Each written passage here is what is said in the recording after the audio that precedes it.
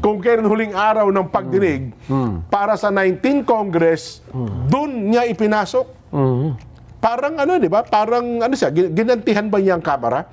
Kasi ang Kamara, huling araw din ng sesyon nung ipinasa sa Senado eh. Di ba? Huling araw niya rin tatalakay. Ngayon, nung tinalakay niya, ganun ha? Pero marami nga lang daw ang nanghinayang. Hindi lang nanghinayang, dismayado pa.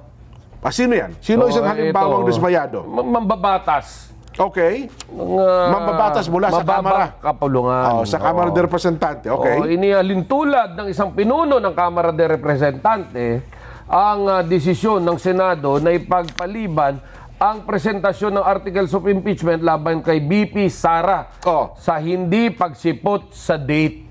Para may kadate ka, tapos hindi mo sinipot. Indianero ang nangyari. Indian.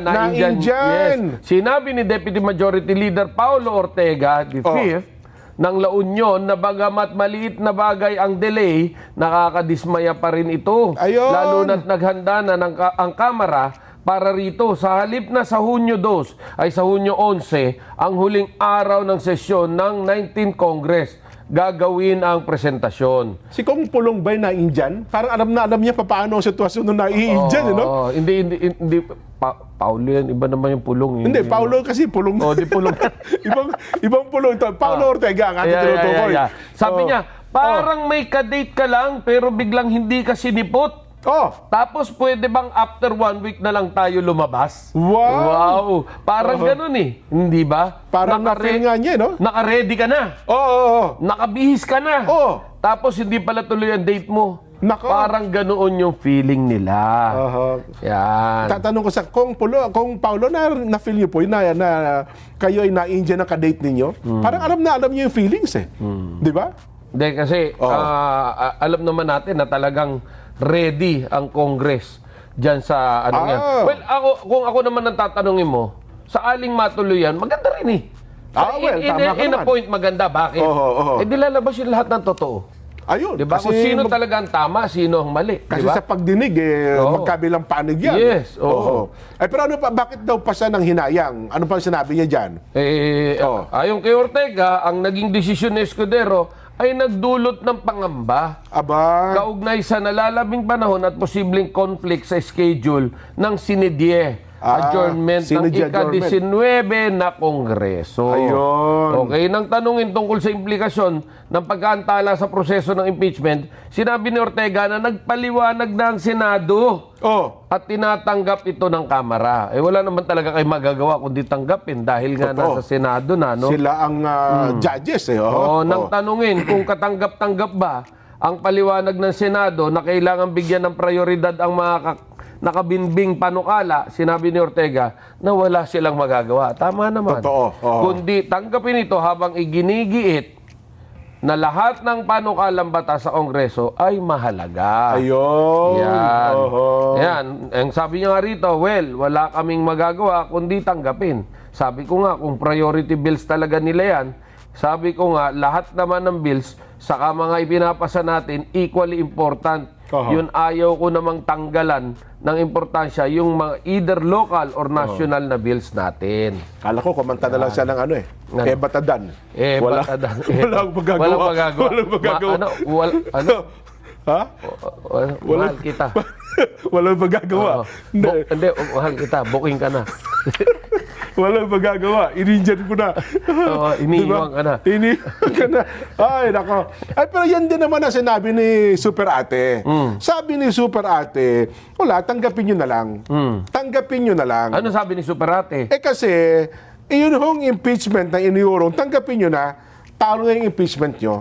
Yan naman ang sabi ni Super Ate. Yun nga, yun lang yung kahit ngayon, kahit Hulyo pa yan, talo na kayo.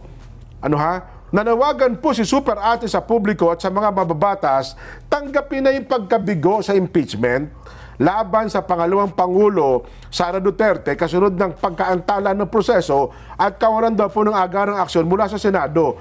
Sa isang panayam, binigyan din ni Super Ate na ang impeachment complaint ay 2 buwan nang nakabinbin. 2 buwan na raw po nakabinbin sa mababang kapulungan bago pa ito ipinasa sa Senado noong Pebrero 5, 2 araw bago ang recess ng Kongreso. Ayon sa kanya, kung talagang mahalaga ang reklamo, sana hindi na ito inantala ng ganito katagal. Di ba? Idinagdag pa po ng Super Ate na ang mga senador ay nagkaisa na hindi ito ituring na urgent at napagkasundo ang talakayan na lamang ito sa Hulyo, July, matapos ang State of the Nation Address ng Pangulong Bongbong Marcos. Pero ang tanong nga dito, kung July ito, Kuya Benny, technicality ay 20th Congress na po yun. Yes, Hindi na po yun 19th Congress. Yeah. Pero Diba? again, may pagtatalunan tayo rito. Oho. Ang sabi nila, hindi pagiging senador ang pinag-uusapan dito, kundi ito ay kaso na dapat talakayin ng mga senator judges. Ayan, opo. So ngayon, bilang judge, sinasabi nga na purkit ba natapos na yung, nawala yung judge, tapos na yung kaso. Ayan. Hindi maaari yun. Yan ang argumento ng ibang mga legal minds, no? Yes. Gusto mo kumuha tayo ng isang halimbawa na kasi 2 argumento ngayon eh. Sabi ng isa, dapat ituloy. Sabi ng kabila, teka, ibang usapan yan. Unahin ko, Senate President Chis Escudero. Pakinggan natin, ano bang stand ni Senate President Chis Escudero? Panoorin natin ito. Are you tired of your drawings never looking like you want them to? Then download Simply Draw. The app breaks each concept down. So, pwedeng pagbotohan yan ng plenaryo ng 19th Congress? Pero ano man ang desisyon, pwedeng sabihin ng 19th Congress, tatawid yan. Pero ang pasya ng 20th Congress, hindi tatawid yan. At i-dismiss nila. So, depende. Sa dulo, you have to understand, in Congress, plenary is supreme. It's not the decision or the voice of one member, even if he or she is the Senate President or an officer of the Senate or the House. Desisyon palagi ng plenaryo ang mangingibabaw sa anumang usapin. Ayun. At the end of the day, yung boto pa rin ng yung paglalaban. plenaryo pa rin ang magpapasya. Pero, okay bibigyan natin ng example to Dito, nakikita mas may numero ngayon ng ang Duterte faction. Duterte side. Yan, sige.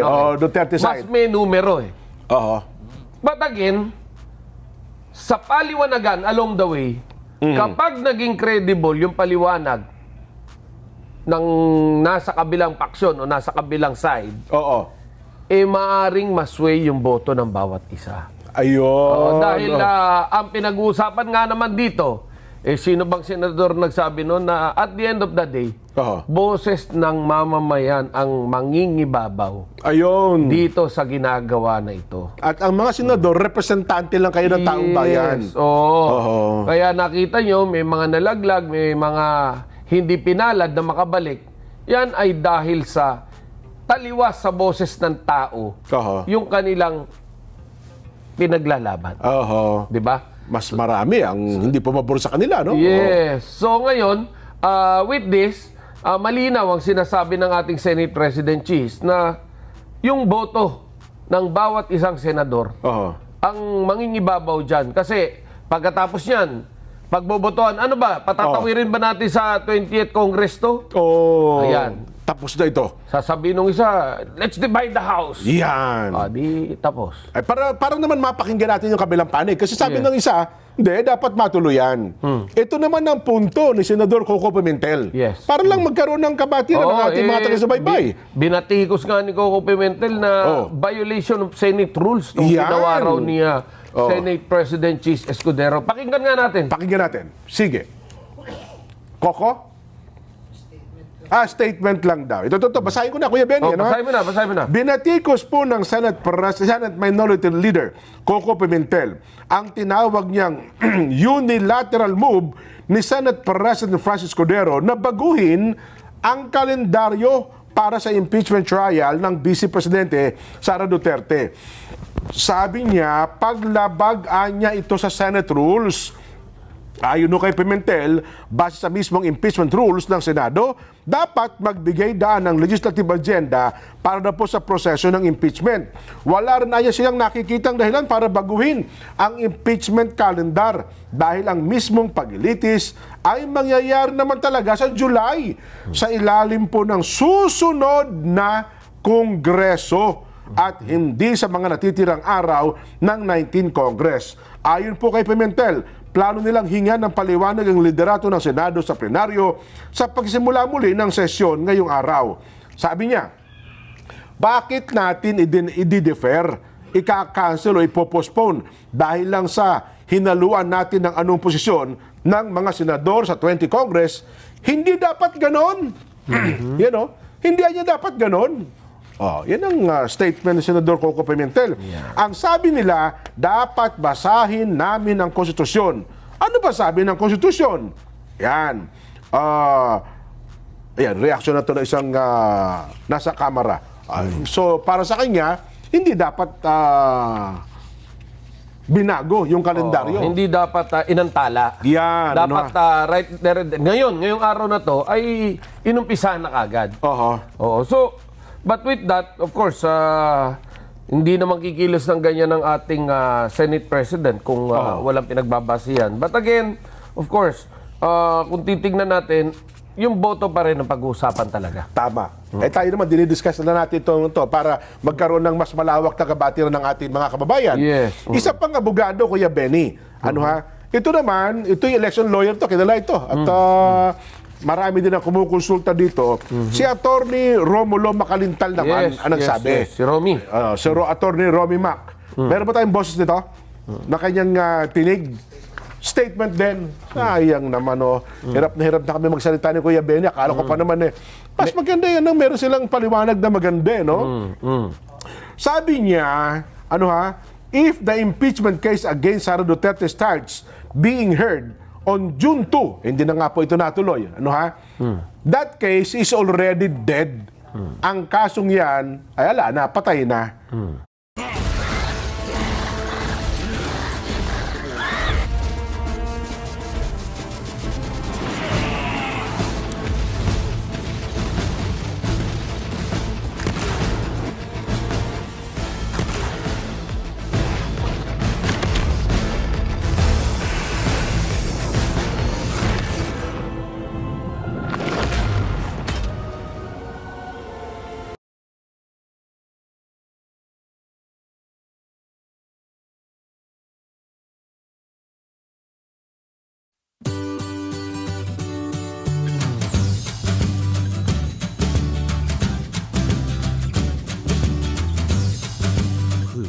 Travel, hotels, leisure.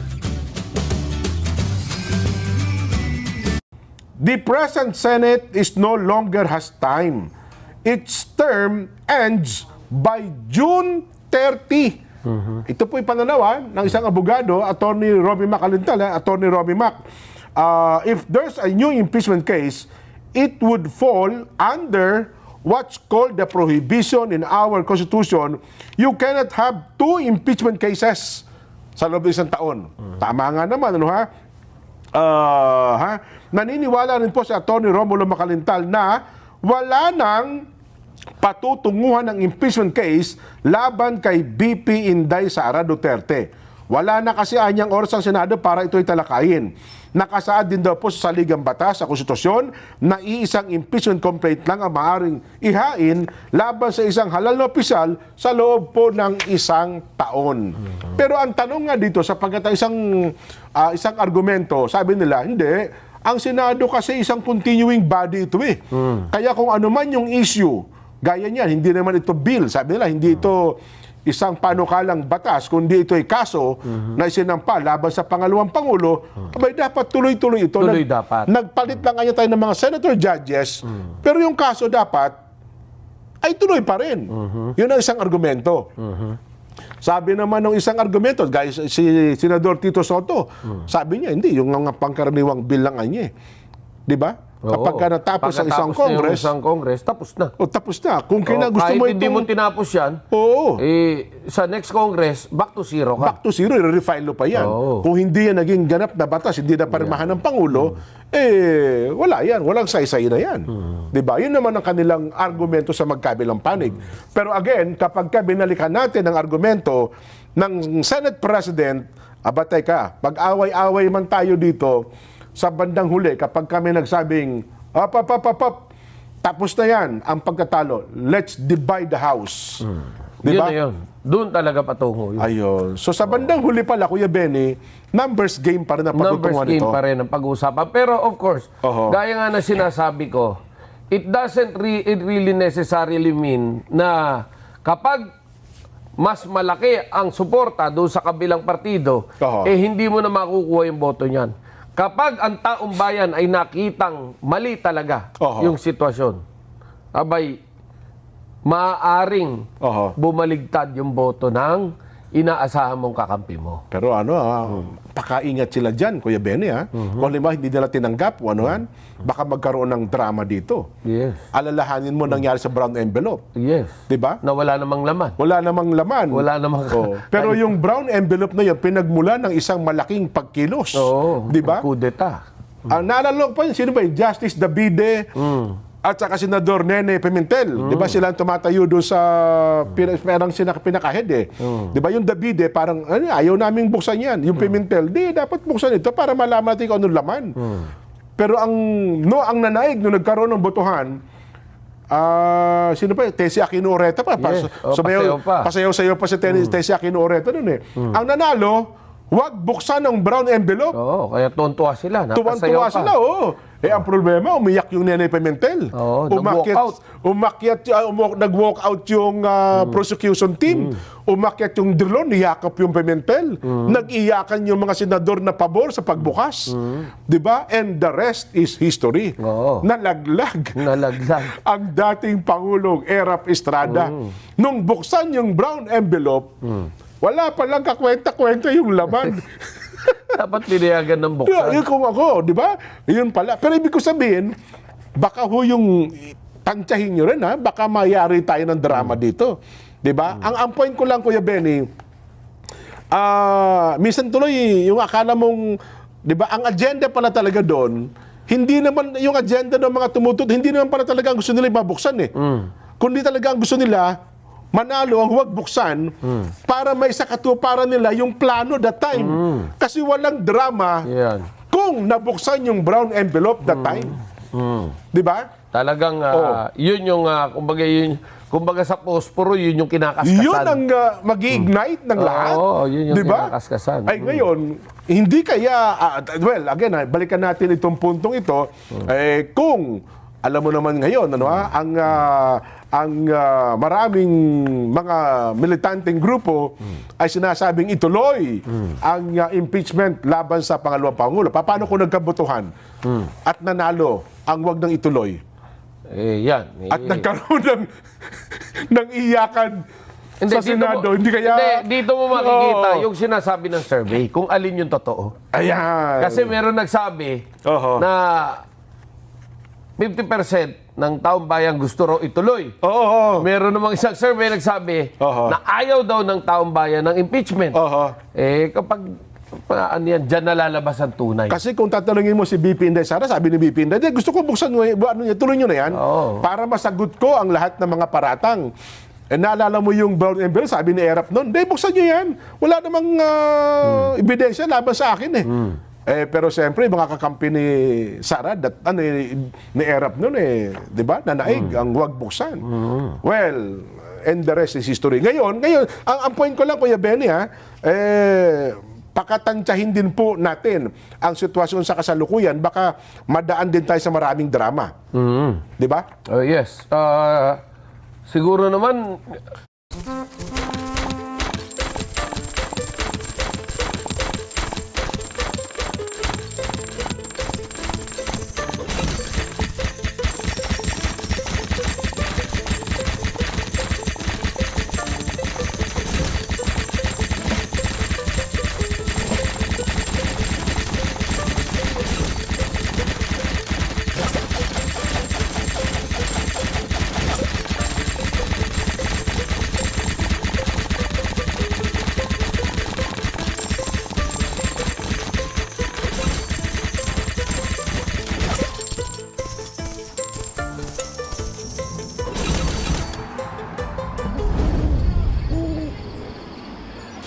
King shot build History repeats itself. Huwag na tayo pumayag sa drama.